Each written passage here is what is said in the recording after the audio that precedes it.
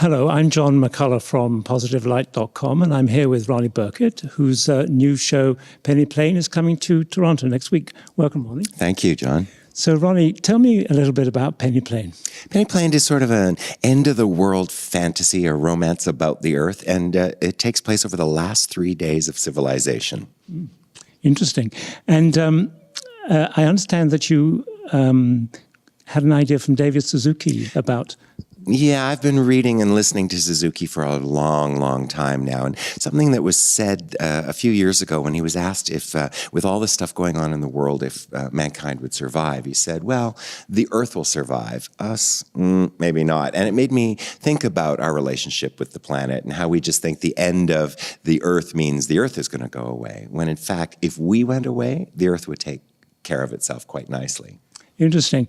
Now, I also read somewhere that you had compared manipulating puppets to playing an organ. Could you tell us about that? Well, I had a great mentor when I was a child and through my teens and early 20s, and he was, like every grand mentor should be, a bully and a saint and the love of my life. And, you know, he was demanding, even when I was 12 years old. And he told me when I was 12 that doing a marionette show is like playing an organ. And that's how we run our rehearsal process. When you learn the organ, it's all these different things. There's stops, pedals, keys, flipping the music, and you have to actually practice them all separately. But at some time, if you rehearse enough and enough and enough, suddenly you're playing music. And so that's how I view puppetry. Sometimes it's just script work. Sometimes it's learning how to jiggle these things on strings and where I have to be on stage. But at some point, it becomes the show. And that's what it is. Fascinating, Ronnie. Well, we'll be there on opening night to review it, and so good luck. Great. Thanks so much, John. You're welcome.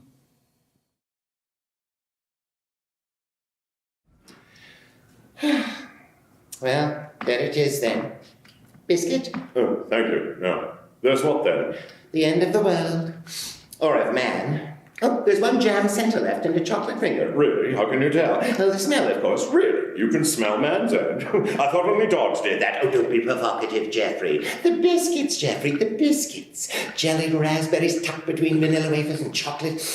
Oh, there's no mistaking it. Oh, you're sure? Quite. And you? Oh, absolutely. I've had enough. Of the world? Of the biscuits, Geoffrey.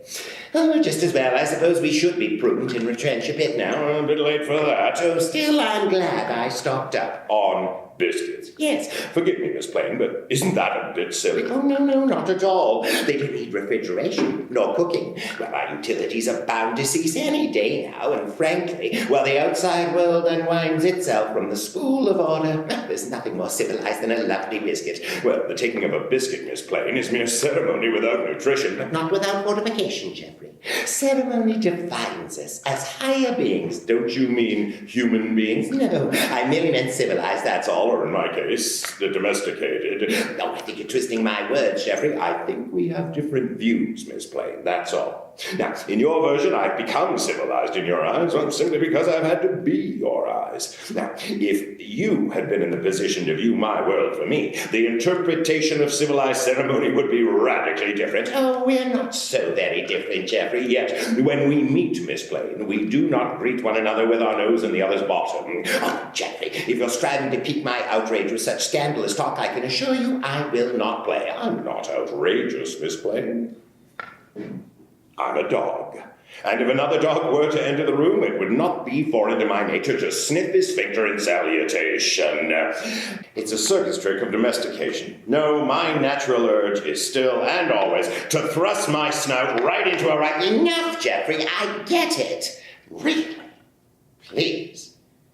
You're not the only one with base urges, you know. Really? You, Miss Plain? And why not? I'm alive. I'm a woman.